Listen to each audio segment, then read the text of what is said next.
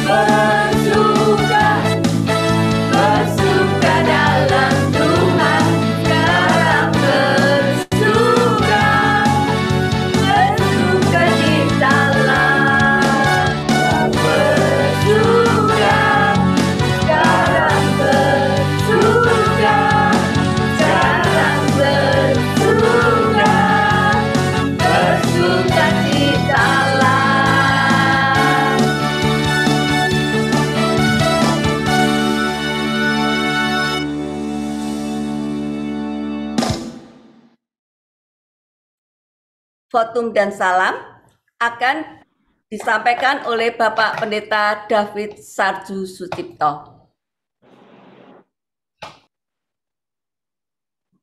Ibadah raya pada pagi hari ini kita mulai dengan pengakuan bahwa pertolongan kita adalah di dalam nama Tuhan, Sang Pencipta langit, bumi, dan segala isinya, yang dalam kasih dan kesetiaannya tidak pernah meninggalkan perbuatan tangannya. Turunlah atas kita sekalian anugerah dan sejahtera di dalam nama Allah Bapa, Allah Anak, dan Allah Roh Kudus, ketiganya yang esa. Amin. Mulia bagi Bapa. Mulia bagi Bapa, bagi Anak serta Roh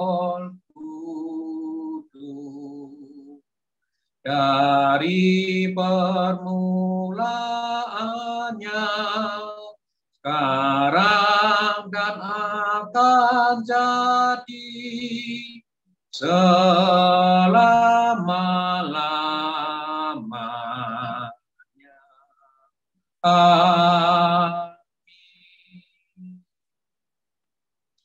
Nats pembimbing pada pagi hari ini terambil dari 1 Yohanes pasal 3 ayat yang ke-9. Demikianlah firman Tuhan. Setiap orang yang lahir dari Allah tidak berbuat dosa lagi, sebab benih ilahi tetap ada di dalam dia, dan ia tidak dapat berbuat dosa karena ia lahir dari Allah. Amin. Amin. Amin. Amin.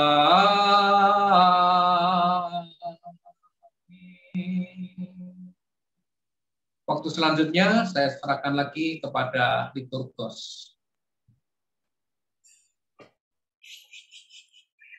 Warta Jemaat minggu ini akan dibacakan oleh Saudari Karin Natalia.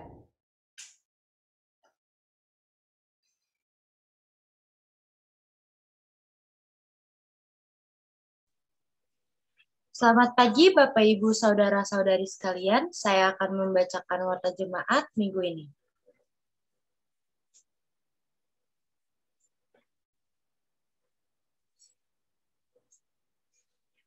Selamat ulang tahun kepada Saudara Justin Nathaniel Kristano pada tanggal 15 Juni, Ananda Sherin Kristabel Dadi 17 Juni, Bapak Jeffrey Miharja dan Ananda Devon Sastra Dolok Saribu pada tanggal 18 Juni.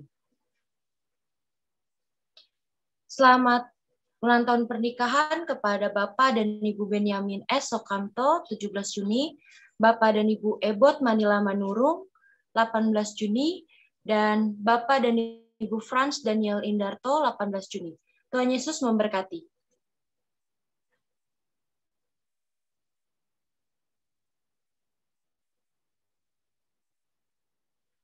Tukar pelayanan GKMI Pengharapan.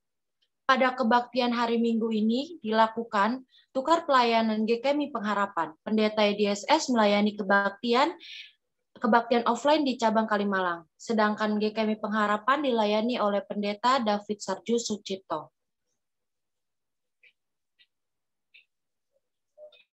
Diberitahukan kepada segenap jemaat bahwa minggu depan, tanggal 20 Juni 2021, Pendeta EDSS akan melayani kebaktian offline di GKMI Biji Gandung, Pasar Minggu.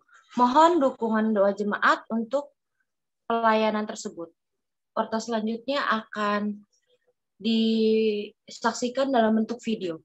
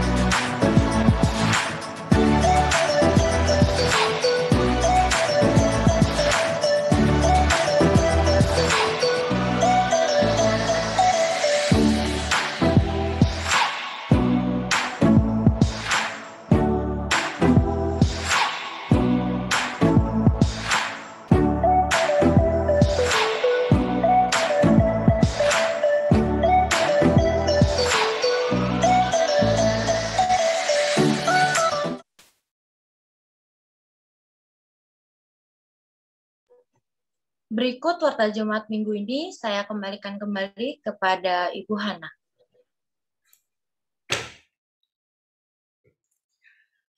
Terima kasih Karin. Kita akan memanjatkan doa-doa syafaat kita.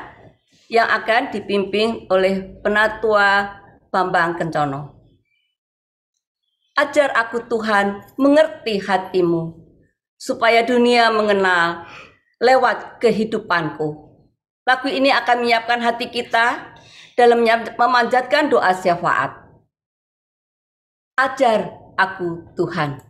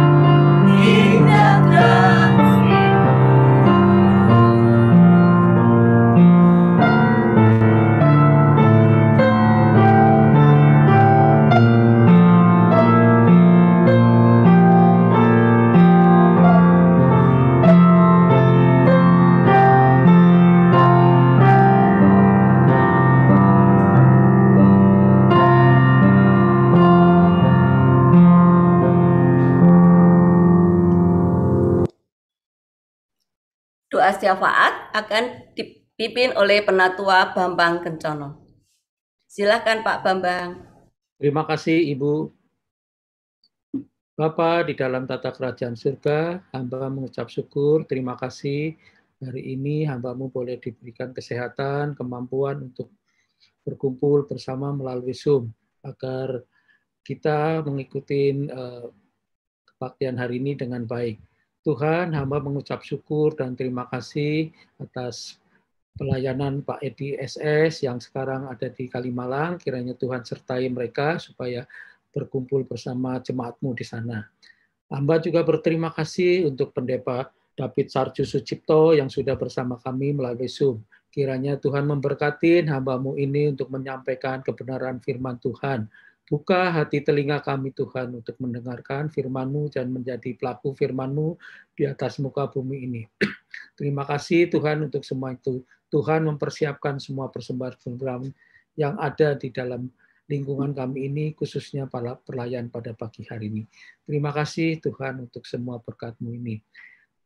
Hamba juga ingat Tuhan untuk berdoa bagi saudara-saudara kami yang lanjut usia seperti Bu Suraji, Pak Dani, Bu Dani, Pak Charles, Pak Pendeta Samuel Swarno, juga yang lain Tuhan. Engkau memberkati mereka, Engkau memberikan kekuatan, kesehatan, supaya hamba-hamba-Mu ini tetap ada di dalam tangan Tuhan. Kami menyerahkan semua kehidupan anak-anak-Mu di dalam gereja ini, supaya tetap berbakti kepada Tuhan dan menjalankan perintah Tuhan dengan sebaik mungkin. Tuhan, terima kasih atas penyertaan Tuhan, sertai kami sepanjang hidup kami, untuk selalu ada bersama Tuhan. Puji syukur Tuhan atas berkat yang telah Tuhan berikan. Hamba juga mengucap syukur Tuhan untuk anggota jemaat kami atau saudara-saudara kami, anak-anak kami yang ada di luar negeri, yang mungkin menuntut ilmu di sana atau bekerja di sana. Tuhan sertai mereka, Tuhan pimpin mereka supaya mereka mendapatkan kekuatan, kesehatan daripada-Mu Tuhan. Jauhkan dari segala mara bahaya, Tuhan yang memimpin mereka. Terima kasih Tuhan atas berkat-Nya. Hamba juga bersyukur untuk jemaat-jemaat-Mu yang ada di Indonesia ini. Tuhan berkatin usaha mereka, pekerjaan mereka, supaya pekerjaan mereka, usaha mereka berjalan dengan baik. Kami menyerahkan kehidupan kami semua di dalam tangan Tuhan. Khususnya di masa pandemi Corona ini Tuhan, banyak perusahaan-perusahaan yang kewalahan untuk menghadapi situasi ini. Juga pemerintah Indonesia yang sudah kewalahan untuk mengatasi masalah virus corona Tuhan. Jadikanlah anak-anak-Mu ini menjadikan duta-duta utusan untuk turut menjalankan perintah Tuhan melalui aturan-aturan perintah yang ada, supaya kami mengikuti semua apa yang diperintahkan oleh pemimpin kami, supaya virus corona tidak menyebar secara luar biasa di Indonesia ini Tuhan. Ingatkan kepada saudara-saudara kami semua Tuhan, khususnya bangsa Indonesia, mengikuti protokol kesehatan dengan sebaik mungkin. Kami menyerahkan di dalam tangan Tuhan untuk semua ini. Juga virus corona sudah lama ada di dunia ini Tuhan. Kiranya Tuhan boleh angkat virus corona ini dari atas muka bumi ini, sehingga umat-Mu di atas muka bumi boleh mendapatkan keselamatan, boleh mendapatkan ketenteraman, kedamaian seperti biasa Tuhan. Kami menyerahkan semua ini di dalam tangan Tuhan, karena semua adalah rencana Tuhan yang indah terhadap anak-anak-Mu di atas muka bumi ini. Terima kasih Tuhan atas berkat-Nya. Tuhan, hamba juga berdoa bagi program gereja yang akan melaksanakan pendewasaan di GKMI Lampung. Tuhan boleh sertain hamba-hamba-Mu di sana untuk mempersiapkan diri dengan baik dan benar, sehingga acara nanti pendewasaan di GKMI Lampung Sidoarjo boleh berjalan dengan baik dan lancar. Tuhan berkati pula untuk Kalimalang yang sudah mempersiapkan diri untuk menjadi gereja dewasa. Tuhan boleh sertai mereka, boleh memberikan pimpinan dan berkat untuk bisa menjadikan gereja yang mandiri di sana Tuhan. Terima kasih Tuhan atas berkat-Nya.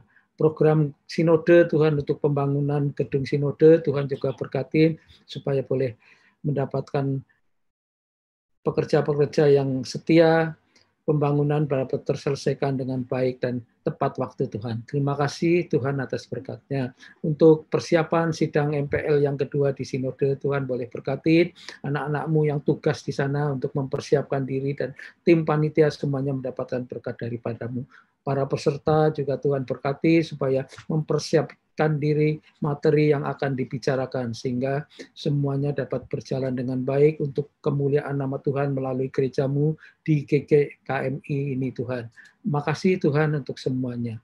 Hamba juga berdoa bagi bangsa Indonesia Tuhan, di mana Presiden Republik Indonesia bersama wakilnya sudah bersusah payah untuk mengatur untuk kehidupan kerukunan beragama di negara Republik ini. Tuhan berkatin para pemimpin kami, para aparat keamanan, TNI Polri, dan juga para dokter perawat yang mengatur semua keamanan di sini untuk supaya virus corona boleh lepas dari Indonesia ini dan keamanan boleh berjalan dengan baik di negara NKRI ini Tuhan. Kami menyerahkan para pemimpin kami dari mulai presiden sampai tingkatan RT RW Tuhan. Kami mohon pimpinan Tuhan, berkat Tuhan supaya mereka tetap ada di dalam jalan Tuhan. Untuk orang-orang yang memusuhi pemerintahan, orang-orang yang akan mengganggu kerukunan, ketertiban dan kerukunan beragama di negara Republik ini, Tuhan boleh ingatkan mereka, lembutkan hati mereka supaya mereka kembali ke jalan benar. Tidak merusak tatanan perekonomian, tidak merusak tatanan kehidupan di dalam negara Republik Indonesia Tuhan. Kami serahkan semuanya di dalam tangan Tuhan karena Tuhan yang Maha Kuasa, Maha Pengasih, yang selalu memimpin semuanya dengan baik. Kami menyerahkan juga untuk negara-negara di sekitar di dunia ini yang sedang mengalami COVID-19, khususnya di Indonesia ini. Tuhan boleh berkatin, Tuhan boleh pimpin semua umat-Mu di sana agar boleh patuh untuk menjalankan protokol kesehatan. Terima kasih ya Tuhan atas berkat yang telah Tuhan berikan untuk proses vaksinasi di dalam wilayah Indonesia ini boleh berjalan dengan baik. Kami menyerahkan semuanya di dalam tangan Tuhan supaya jemaat-Mu di dunia ini, di negara Republik ini boleh bersatu padu menyingkirkan virus corona ini dengan baik dan benar Tuhan. Kami menyerahkan semua doa-doa ini di dalam tangan Tuhan dan kami tutup doa ini di dalam nama Bapa kami yang ada di surga, dikuduskanlah nama-Mu, datanglah kerajaan-Mu, jadikanlah kehendak-Mu di bumi dan di surga.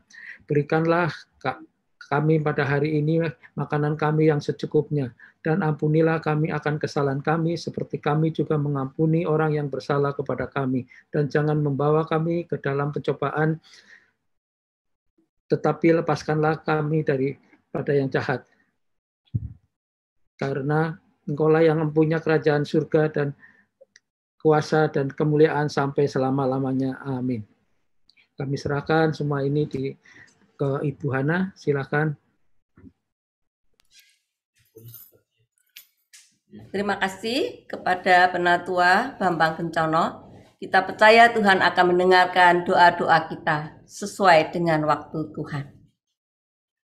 Sekarang saatnya kita akan mempersiapkan hati untuk mendengarkan firman Tuhan yang akan disampaikan oleh Bapak Pendeta David Sarju Sucipto dengan tema bergumul dalam dosaku. Dalam pergumulan dalam dosa hanya ada satu harapan kita, yaitu kasih Tuhan harapanku. Mari kita pujikan satu lagu, Kasih Tuhan Harapanku.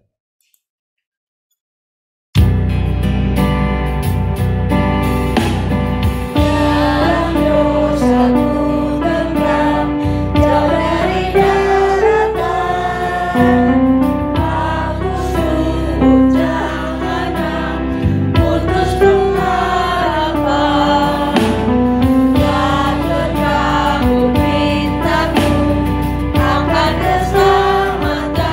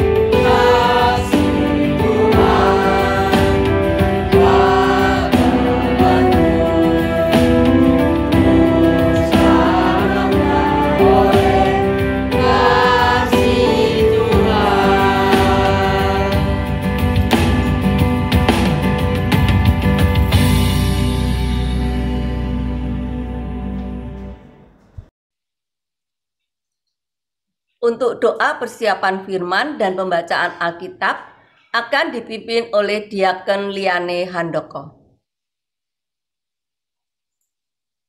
Terima kasih Ibu Hana. Sebelum kita membaca firman Tuhan pada pagi hari ini, mari kita berdoa bersama-sama. Ya Tuhan, seperti pujian yang baru saja kami nyanyikan, kami sungguh mengucap syukur karena kasih Tuhan yang begitu besar. Kami orang yang berdosa ini bisa Engkau selamatkan. Biarlah kami sungguh-sungguh mau menyerahkan jiwa raga kami ke dalam pimpinan-Mu. Kami mohon supaya Engkau menyuci kuduskan hati kami dan membimbing kami semua. Pakailah Pendeta David Sarju Sucipto untuk menyampaikan kebenaran firman-Mu, dan siapkan hati dan pikiran kami supaya kami mengerti akan perintah dan kehendak-Mu, dan kami mau melakukannya dalam kehidupan kami. Hanya di dalam nama Tuhan kami Yesus Kristus kami sudah berdoa dan mengucap syukur. Amin. Pembacaan firman Tuhan pada pagi hari ini diambil dari Mazmur 51 ayat 5. Sebab aku sendiri sadar akan pelanggaranku. Aku senantiasa bergumul dengan dosaku. Sekian pembacaan firman Tuhan pada pagi hari ini. Waktu selanjutnya kami serahkan kepada Pendeta David Sarju Sucipto. Terima kasih, Shalom. Selamat pagi, Bapak, Ibu, Saudara yang dikasihi Tuhan Yesus Kristus. Kiranya Tuhan Yesus Kristus, Sang Gembala Agung, memelihara, memberkati sidang jemaat GKMI Pengharapan Jakarta. Ya, tema yang kita renungkan pada pagi hari ini, tadi sudah dibacakan, ayatnya Mazmur 51 ayat 5, bergumul dalam dosaku. Jadi masing-masing orang itu memiliki pergumulan tentang dosanya. Orang lain tidak mengerti pergumulannya tentang dosanya, tapi Tuhan dan diri sendiri yang mengerti. Nah, Bapak, Ibu, dan saudara-saudara yang dikasihi Tuhan Yesus Kristus, Mazmur 51 ini merupakan Mazmur pengakuan dosa dari Raja Daud. Nah, apa sih dosa Daud itu? Nah, kalau kita membaca di dalam Mazmur 51 ayat 1 sampai dengan ayat 21 ini kita tidak ngerti. Maka kita perlu mengerti latar belakangnya sehingga Daud bergumul kepada Tuhan supaya dosanya diampuni. Nah, Bapak, Ibu, dan saudara sekalian yang dikasihi Tuhan Yesus Kristus, Daud itu merancang dua perbuatan dosa. Nah, dosa zina terhadap Betseba dan dosa pembunuhan terhadap Uria. Uria itu adalah suami Betseba. Lalu dalam peristiwa itu Nabi Nathan memperingatkan Daud. Dan setelah diperingatkan, Daud mengalami pergumulan yang luar biasa, tetapi Daud mengakui dosanya, bertobat, lalu Tuhan mengampuni. Nah, jadi untuk mengetahui latar belakang Mazmur 51 ini, maka kita perlu mengerti apa latar belakangnya. Nah, nanti saya akan membacakan untuk latar belakangnya itu ada atau ditulis di dalam 2 Samuel pasal 11 ayat 1 sampai dengan ayatnya yang ke-27. Kita mengerti siapa itu Daud, ini cerita yang sudah sangat populer gitu ya. Nah, dulu Daud itu bukan apa-apa. Daud juga bukan siapa-siapa. Daud itu hanya sebagai penggembala kambing domba ayahnya. Beda dengan kakak-kakaknya. Kakak-kakaknya itu menjadi tentara, menjadi panglima yang militer, dan mereka, kakak-kakak Daud ini, mengabdi kepada Raja Saul. Nah, karya dari Daud itu mulai muncul ketika dia mengalahkan Goliat. Dan Daud itu tidak pernah memiliki pengalaman berperang. Sedangkan Daud itu seorang panglima ya, militer dari bangsa Filistin. Ketika berperang, Goliat ini menggunakan atau memakai peralatan perang yang sangat lengkap, tombak, pedang, perisai, baju sirah, ya itu untuk melindungi dirinya. Tapi Daud itu hanya menggunakan pengali-ali ya atau ketapel, ya, gitu ya. Namun heran, ya, Goliat bisa dikalahkan. Nah, tentu ini bukan karena kehebatan atau keahlian Daud dalam menggunakan ketapel itu, tetapi karena campur Tuhan yang sangat luar biasa, sehingga Goliat itu bisa dikalahkan. Atas pengalaman mengalahkan Goliat itulah, maka karier Daud semakin menanjak, dan akhirnya Daud diurapi oleh Nabi Samuel menggantikan Raja Israel yang pertama, yaitu Saul. Tetapi yang perlu kita ketahui adalah bahwa Daud itu adalah raja yang dipilih oleh Allah sendiri. Lalu Daud menjadi seorang raja yang besar, terhormat, disegani musuh-musuhnya, dan Bapak Ibu kita perhatikan, Daud adalah seorang raja yang sangat dekat dengan Tuhan. Daud ini adalah pencari Tuhan, ya. Tetapi di sisi lain, Daud juga manusia biasa yang tak bisa luput dari salah dan dosa. Nah, pertanyaannya adalah mengapa Daud yang begitu luar biasa dekat dengan Tuhan, tetapi Daud melakukan perbuatan dosa yang sangat keji di mata Tuhan. Ada dua hal yang perlu kita perhatikan. Yang pertama, Daud melalaikan tugasnya sebagai raja, sehingga dia jatuh di dalam dosa seksual. Lalu Daud bergumul. Nah, kalau kita baca di dalam 2 Samuel pasal 11 ayat 1, di sana dijelaskan begini. Pada pergantian tahun, pada waktu raja-raja biasanya maju berperang, maka Daud menyuruh Yoab maju beserta orang-orangnya dan seluruh orang Israel. Mereka memusnahkan Bani Amon dan mengepung kota Rabah. Sedangkan Daud sendiri tinggal di Yerusalem. Bapak, Ibu, dan Saudara yang dikasihi Tuhan Yesus Kristus, pada saat itu tahun ke-12 di mana Daud itu menjadi raja. Memimpin bangsa Israel selama 12 tahun. Dan selama 12 tahun itulah Daud tidak pernah absen dari medan pertempuran. Dia terus berperang selama 12 tahun. Tetapi pada saat melawan bangsa Amon, Daud beristirahat. Mengapa beristirahat? Menurut Daud, karena Daud ini adalah seorang yang ahli strategi perang, bangsa Amon ini bangsa kecil lah, mudah untuk dikalahkan. Oleh karena itu, tanpa campur tangan Daud, ya para panglimanya Yoab itu ya salah satunya bisa mengalahkan. Maka Daud memilih istirahat di istananya di Yerusalem. Tetapi Daud memilih waktu istirahat itu bukan waktu yang tepat, karena raja-raja sedang berperang. Ketika Daud istirahat, ya, tidur, sore-sore lalu bangun, Daud berjalan-jalan di atas sotohnya, lalu ada penglihatan yang menggoda Daud. Dia melihat seorang wanita yang sedang mandi. Nah, itu ditulis di dalam 2 Samuel pasal 11 ayat 2 dan 3. Sekali peristiwa pada waktu petang, ketika Daud bangun dari tempat pembaringannya, lalu berjalan-jalan di atas sotoh istananya, tampak kepadanya dari atas sotoh itu seorang perempuan sedang mandi. Perempuan itu sangat elok rupanya. Lalu, ya, ini Daud sudah mulai ini ya nafsunya. Lalu Daud menyuruh orang bertanya tentang perempuan itu, dan orang berkata, itu adalah Betseba binti Eliam, istri Uria, orang Het itu. Nah, jadi Bapak, Ibu, dan Saudara sekalian, Daud bukan sekedar melihat perempuan yang mandi, lalu bertanya siapa perempuan itu, tetapi Daud juga menginginkannya. Padahal Betseba itu sudah punya suami, yaitu Uria. Dan Uria itu adalah juga salah satu panglima dari Daud. 2 Samuel pasal 11 ayat 4 dikatakan, sesudah itu Daud menyuruh orang mengambil dia. Jadi mengambil Betseba. Perempuan itu datang kepadanya, lalu, nah ini dosa mulai muncul. Lalu Daud tidur dengan dia. perempuan itu baru selesai membersihkan diri dari kenajisannya, kemudian pulanglah perempuan itu ke rumahnya.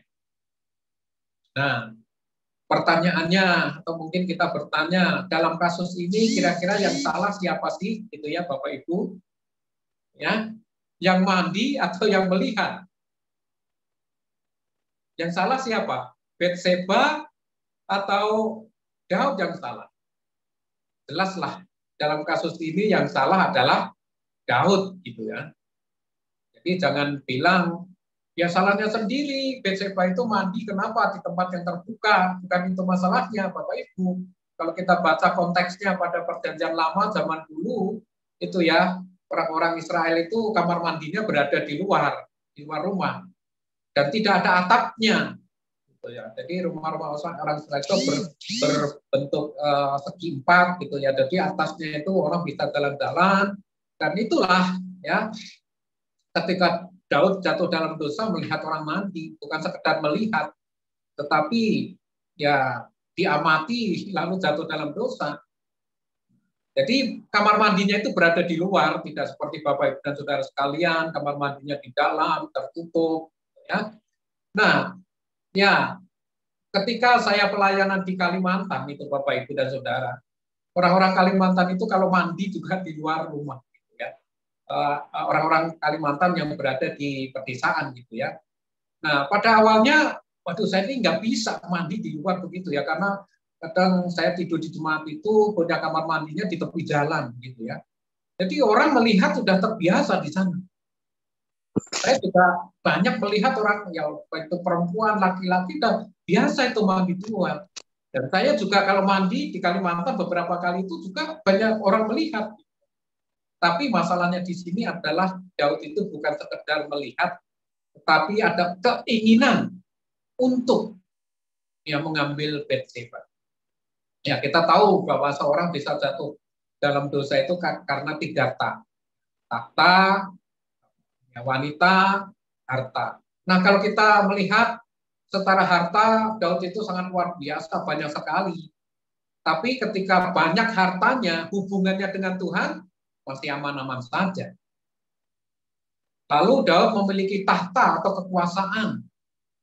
Nah, Daud memiliki tahta, kekuasaan, tapi juga masih taat kepada Tuhan, masih memiliki relasi yang akrab dengan Tuhan. Tetapi ketika Daud tergoda oleh wanita, hubungan dengan Tuhan mulai renggang. Hubungan dengan Tuhan, relasi dengan Tuhan mulai retak. Ya, dari mana datangnya nafsu? Dari mata turun ke hati. Dari mana datangnya dosa? Dari mata turun ke hati juga. Daud melihat lalu mengingini Batseba.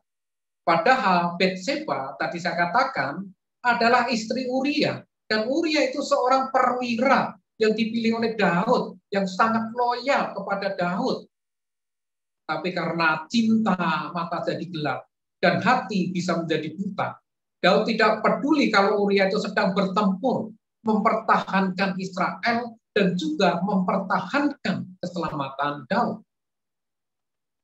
Jelas di sini Daud sebagai raja melalaikan tugasnya.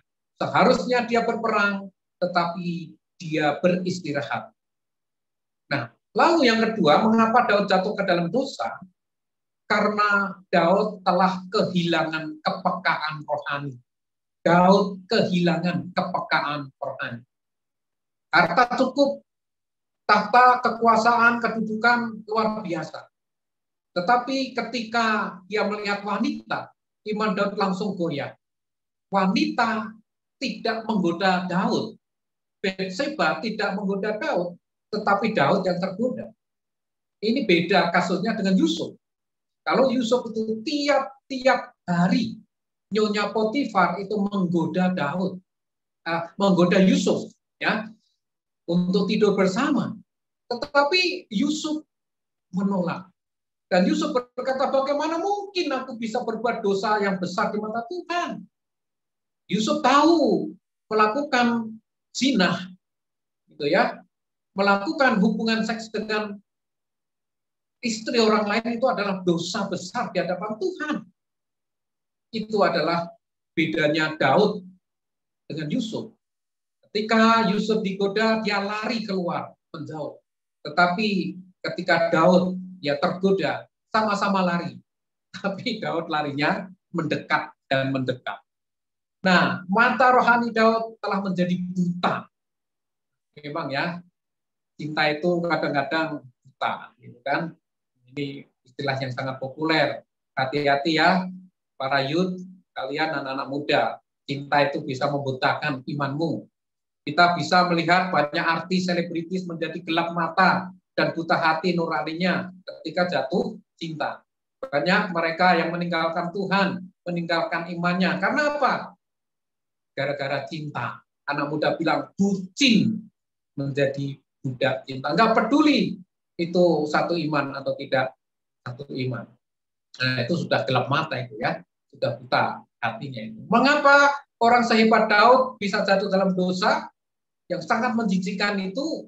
Ya, yang pertama karena Daud melalaikan tugasnya, yang kedua karena Daud telah kehilangan kepekaan rohani. Nah, Bapak Ibu dan Saudara sekalian yang dikasihi Tuhan, biasanya Daud itu sebelum mengambil sesuatu keputusan, sebelum mengambil keputusan, Daud selalu bertanya kepada Tuhan. Jadi Daud itu adalah sosok pencari Tuhan yang sangat luar biasa, sangat dekat dengan Tuhan. Apapun yang akan dilakukan, biasanya selalu bertanya kepada Tuhan dulu. Tetapi ketika berurusan dengan wanita, mengapa Daud tidak mau tanya pada Tuhan? Kalau Daud tanya sama Tuhan sebelum berzina dengan Batseba, apakah diizinkan oleh Tuhan? Ya tentu tidak. Mengapa? Karena Daud sudah punya istri, Batseba sudah punya suami, makanya dalam hal ini Daud ambil keputusan sendiri. Urusan wanita bisa menggelapkan imannya. Ingat Simson, ya, dia gagal sebagai pelayan Tuhan karena gelap mata, gelap iman ketika bertemu dengan Delila. Di akhir hidupnya Simson mati secara tragis. Nah, lalu hasil dari perselingkuhannya itu mengakibatkan Batseba hamil. Nah, apa yang terjadi? Setelah Daud mendengar bahwa Batseba hamil, Daud menjadi panik. Ayat 5 dari 2 Samuel pasal 11 dikatakan, lalu mengandunglah perempuan itu dan disuruhnya orang memberitahukan kepada Daud demikian, aku mengandung. Waduh, ini ya hasil perbuatan yang tidak senonoh. Lalu apa respon Daud setelah mendengar bahwa Batseba hamil? Nah, apakah Daud menyesali perbuatannya? Ternyata tidak. Apakah Daud bertobat kepada Tuhan? Tidak juga. Justru Daud menutupi aibnya itu. Daud menutupi dosanya itu.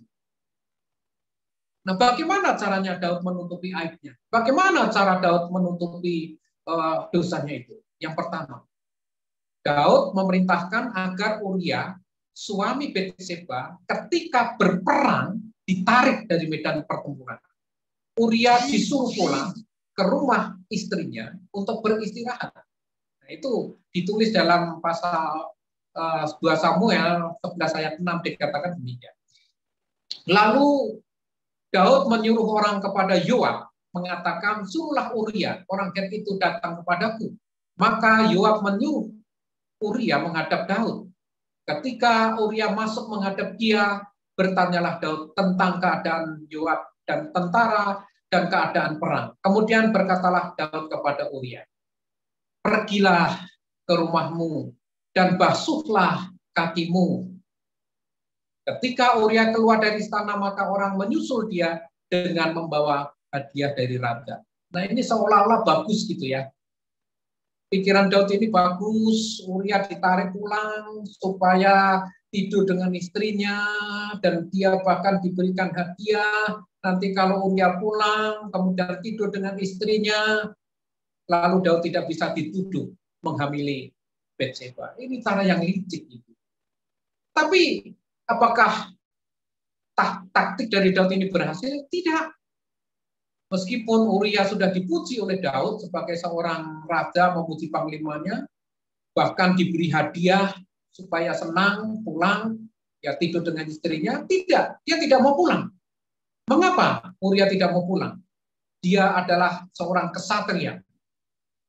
Dia adalah seorang panglima yang tidak mau kehilangan integritasnya sebagai pahlawan di hadapan Daud. Uria menolak kenikmatan hidup dengan istrinya. Sementara teman-temannya masih berjuang di medan perang. Hanya 9. Tetapi Uria membaringkan diri di depan pintu istana bersama-sama hamba-hamba tuannya dan tidak mau ke rumahnya. Jadi dia tidurnya di depan istana. Lalu ada orang yang memberitahukan Daud bahwa Uria tidak mau pulang. Waduh, Daud semakin panik ini. Strateginya nggak mempan ini. Lalu ayat 10, 2 Samuel ya, kita masih membaca di latar belakangnya. Ayat 10, diberitahukan kepada Daud demikian, Uria tidak pergi ke rumahnya. Lalu berkatalah Daud kepada Uria, bukankah engkau baru pulang dari perjalanan? Mengapa engkau tidak mau pergi ke rumahmu? Jadi Bapak Ibu dan Saudara sekalian dikasih Tuhan, seolah-olah ujian atau pertanyaan, hadiah yang dari Daud ini masuk akal dan bagus. Ya, tetapi di balik semuanya itu ada maksud yang jahat. Tujuannya cuma satu, apa itu? Supaya Daud tidak dituduh menghamili istri orang. Daud bisa lepas dari jeratan dosa itu. Tapi apa jawab Uria? Ayat 11. Tetapi Uria berkata kepada Daud, tabut serta orang Israel dan orang Yehuda diam dalam tembok. Juga tuanku Yoab dan hamba-hamba tuanku sendiri berkemah di padang. Masakan aku pulang ke rumahku untuk makan, minum, dan tidur dengan istriku? Demi hidupmu, perhatikan Bapak Ibu, demi hidup Daud, ya, dan demi nyawamu, nyawa Daud, aku takkan melakukan hal itu. Ya, mana ini jawaban yang sangat mengagetkan bagi Daud. Jadi sekali lagi kalau Daud ya strateginya itu dilakukan oleh Uria, pulang lalu tidur dengan istrinya, maka ya Daud berpikir yang menghamili ya Uria, bukan Daud, begitu kan? Itu maksud dari Daud. Jadi Daud di sini ingin menghindari masalah. Daud pasti ya aman lah gitu berpikir kalau Uria pulang ikut dengan istri. Jadi dosa telah membutakan mata hati Daud. Dosa telah membuat Batseba juga menjadi korban seksual yang dilakukan oleh Daud. Jadi strategi pertama yang dilakukan Daud supaya pulang tidur dengan istrinya gagal. Apakah Daud menyerah? Tidak. Dia masih menyusun strategi bagaimana pokoknya saya terhindar dari aib ini. Ayat 12 dan 13. 2 Samuel pasal. Kata Daud kepada Uria, tinggallah hari ini di sini. Besok aku akan melepas engkau pergi. Jadi Uria tinggal di Yerusalem. Pada hari itu, keesokan harinya Daud memanggil dia untuk makan dan minum dengan dia. Wah, ini strategi yang kedua. Luar biasa, diajak makan, minum gitu ya. Dan Daud membuatnya mabuk, membuat Uria mabuk. Pada waktu malam keluarlah Uria untuk berbaring tidur di tempat tidurnya bersama-sama dengan hamba tuannya. Ia tidak pergi ke rumahnya. Sekali lagi strategi Daud gagal. Meskipun dia dibuat mabuk, Uria tetap tinggal di pelataran istana, tidur di sana bersama-sama dengan pengawal-pengawal. Jadi cara kedua yang digunakan Daud untuk menutupi dosanya, mengajak Uria makan minum, dibuat mabuk, tidak berhasil. Uria tidak mabuk. Apakah Daud menyerah? Tidak juga. Lalu Daud merancang cara yang ketiga. Cara Daud merancang yang ketiga ini adalah secara sadis gitu ya, secara sistematis gitu ya. Apa itu? Daud memberi surat perintah kepada Yoab. Yoab itu adalah saudara laki-laki Daud yang juga menjadi panglima perang. Dan posisi Yoab itu di atas Uria, yang lebih tinggi. Lalu Daud memberikan surat perintah kepada Yoab supaya Yoab ditempatkan paling depan berperang. Ya, tentu Uria juga senanglah karena sebagai panglima perang tidak bisa menolak itu. Lalu Daud memerintahkan Yoab, ketika Uria perang di depan, kamu harus mundur supaya orang-orang Het itu bisa mati. Bapak Ibu dan Saudara sekalian, aduh, ini adalah ya sadis ya. Daud tahu karena dia seorang pahlawan, dia seorang ahli strategi perang, hasilnya bisa ditebaklah, akhirnya Uria gugur di medan. Lalu apakah setelah Uria gugur di medan perang lalu Daud bertobat? Tidak juga.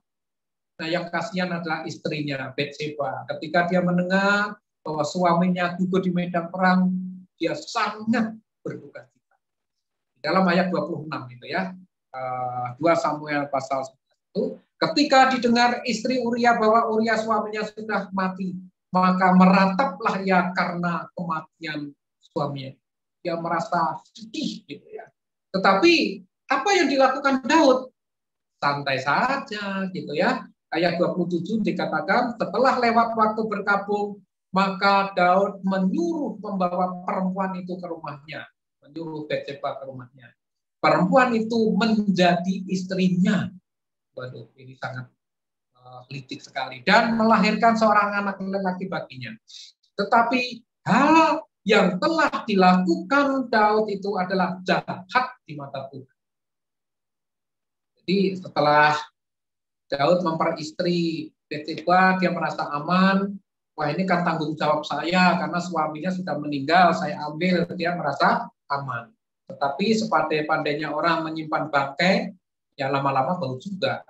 Daud menganggap perbuatannya itu tidak ada yang tahu. Daud tidak menyadari bahwa apa yang dilakukan itu adalah dosa yang sangat besar di hadapan Tuhan. Daud tidak ada kepekaan rohani sama sekali. Tetapi Allah Tuhan tetap mengasihi Daud. Allah menyuruh Nabi Nathan untuk memperingatkan Daud.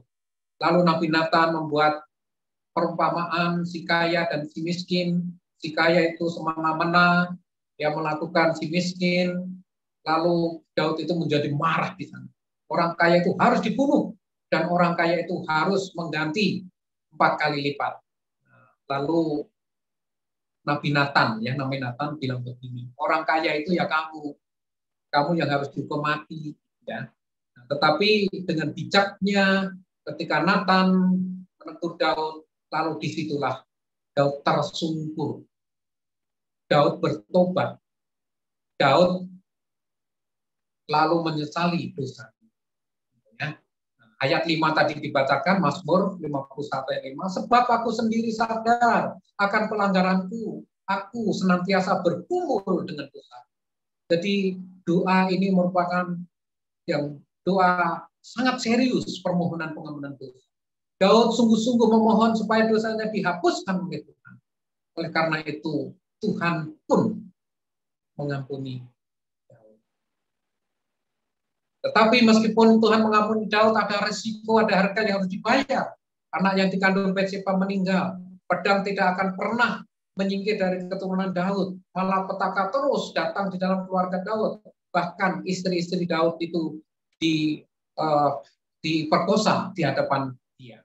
Nah, Bapak, Ibu, dan Saudara sekalian, apakah saat ini Bapak, Ibu, dan Saudara sekalian mengalami pergumulan dosa? Dosa apa yang sedang ada di dalam diri Bapak, Ibu, dan Saudara? Mungkin Bapak, Ibu, dan Saudara tidak punya pergumulan dosa seperti Daud. Tapi apakah Bapak, Ibu yang memiliki anak-anak pemuda, anak-anak remaja, yakin bahwa anak-anak itu tidak pernah melihat situs-situs porno di dalam media, baik itu di laptop, baik itu di HP. Kalau anak-anak youth, apakah HP kalian itu kudus suci? Kalian tidak pernah melihat situs-situs porno di situ. Kalau kalian pernah melihat, bertobatlah. Karena itu akan merusak pikiran kalian. Itu akan merusak iman kalian. Itu akan menjauhkan kalian dari Tuhan. Coba Bapak Ibu yang punya anak-anak ditanya. Kalau anaknya jujur akan berkata, Iya. Kalau iya, doakan. Tumpangi tangan dia supaya bertobat. Allah penuh kasih dengan pengampunan pada orang-orang yang datang kepada. Mungkin Bapak, Ibu, dan Saudara sebagai orang tua juga bergumul dengan dosa lainnya. Dan selama ini tidak ada orang lain yang tahu. Yang tahu hanya Bapak, Ibu, dan Tuhan saja. Ya. Saya pernah melayani satu gereja, ada seorang majelis yang sangat luar biasa mengasihi Tuhan. Dia sangat loyal memberikan apa saja yang dibutuhkan oleh gereja itu. Tetapi siapa sangka 5 tahun baru ketahuan bahwa dia selingkuh dengan orang lain. Lalu istrinya sangat terpukul. Dan dia sangat sedih, kenapa suaminya. Oleh karena itu, tidak ada waktu yang terlambat bagi Bapak Ibu dan Saudara. Mari kita menyesali dosa-dosa kita yang masih kita perbuat.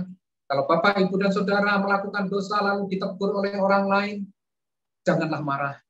Kalau Bapak, Ibu, dan Saudara melakukan dosa ditegur oleh gembalamu, janganlah marah. Tetapi akuilah seperti Daud, bahwa aku telah berdosa kepada Tuhan, dan aku mau meninggalkan dosa itu, sehingga Tuhan mengampuni Bapak, Ibu, dan Saudara. Tuhan Yesus memberkati. Mari kita berdoa. Tuhan Yesus, pada pagi hari ini kami telah mendengar kebenaran firman-Mu. Kami bisa melihat bagaimana seorang Daud, seorang raja yang hebat, terhormat, seorang raja yang sangat dekat dengan Engkau. Tetapi toh Daud bisa jatuh di dalam dosa. Tetapi ketika jatuh dalam dosa, ketika ditegur oleh Nabi Nathan, dia terbuka, dia tidak marah, dia bergumul, dia bertobat di hadapan Tuhan. Kami bisa belajar dari pengakuan Daud. Kami tidak belajar bagaimana Daud melakukan dosa zina itu, tetapi Daud, kita belajar dari Daud pengakuan dosa. Untuk mengerti, ya Bapak, setiap anak-anakmu yang mendengarkan khotbah pada pagi hari, yang beribadah pada pagi hari, kalau masih ada dosa-dosa yang tersembunyi, masih ada dosa-dosa yang tertutupi, cepat atau lambat, pasti Engkau akan membukakan. Oleh karena itu, biarlah ketika mendengarkan firman, ketika mendengarkan kesaksian dari Daud, mereka bertobat dan mengakui dosanya dia. Karena Engkau Allah yang setia, Allah yang adil. Engkau tidak memperhitungkan pelanggaran dosanya, tetapi Engkau mengampuni dosa. Sehingga hidup kami tidak terjerat oleh dosa, tetapi hidup kami dekat dengan Tuhan dan diberkati oleh Tuhan. Terima kasih Tuhan. Terpujilah nama-Mu, Tuhan Yesus Kristus. Haleluya. Amin. Waktu selanjutnya saya serahkan kembali kepada Ibu Hana. Silakan Ibu.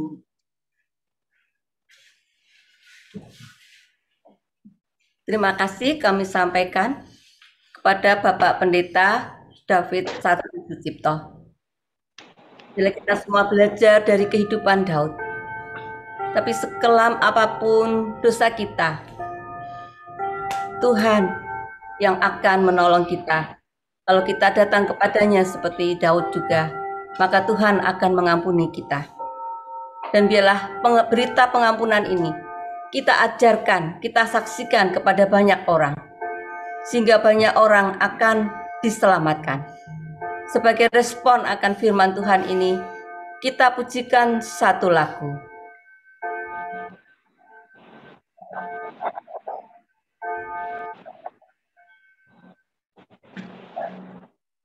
Kusuka mengabarkan supaya setiap orang yang mendengar nama Tuhan boleh diselamatkan.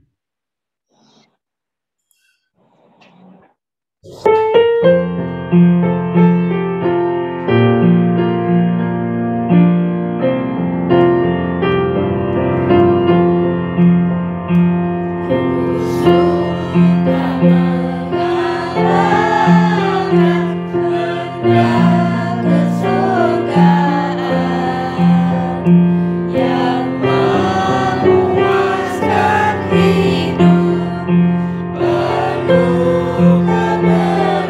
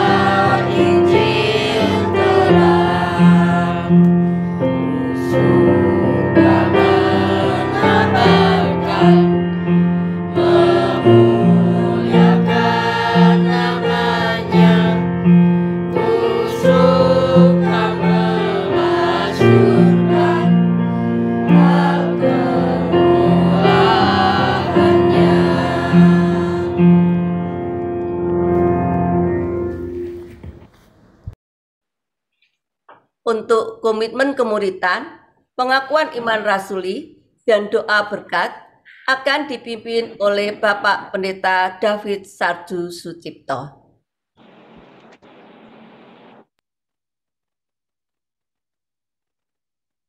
Sebagai jemaat Kristus yang ingin meneladani Kristus, marilah kita mengikrarkan komitmen kemuritan.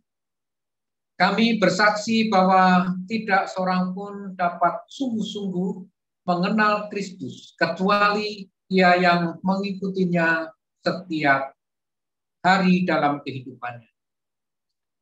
Pengakuan iman rasuli sebagai bagian dari gereja yang am. Marilah bersama-sama dengan gereja-gereja di sepanjang segala abad dan tempat kita mengikrarkan pengakuan iman rasuli. Aku percaya kepada Allah, Bapa yang Maha Kuasa, Khalik langit dan bumi, dan kepada Yesus Kristus, anaknya yang tunggal Tuhan kita, yang dikandung dari Roh Kudus, lahir dari anak darah Maria, yang menderita sengsara di bawah pemerintahan Pontius Pilatus, disalibkan, mati, dan dikuburkan, turun ke dalam alam maut. Pada hari yang ketiga, bangkit pula dari antara orang mati, naik ke surga, duduk sebelah kanan Allah Bapa yang Maha Kuasa, dan dari sana Ia akan datang untuk menghakimi orang yang hidup dan yang mati. Aku percaya kepada Roh Kudus, gereja yang kudus, dan gereja yang kudus dan am, persekutuan orang kudus, pengampunan dosa, kebangkitan orang mati, dan hidup yang kekal. Amin. Sidang jemaat kekasih Tuhan dan milik Tuhan, ibadah pada pagi hari ini sudah selesai. Marilah kita melakukan aktivitas sepanjang hari ini dan terimalah berkat yang dari Tuhan. Anugerah dari Allah Bapa, kasih setia dari Tuhan Yesus Kristus, dan Roh Kudus memberikan kekuatan, penghiburan, perlindungan, sampai Maranatha, Tuhan Yesus Kristus datang untuk kedua kali. Soli Deo Gloria, amin. Kepada Allah berpuji. Kepada Allah berpuji, semua makhluk di bumi, padanya ku beri pujian. Bapa, Anak, dan Roh Suci. Amin. Amin. Silakan Bapak Ibu, Saudara mengambil saat teduh.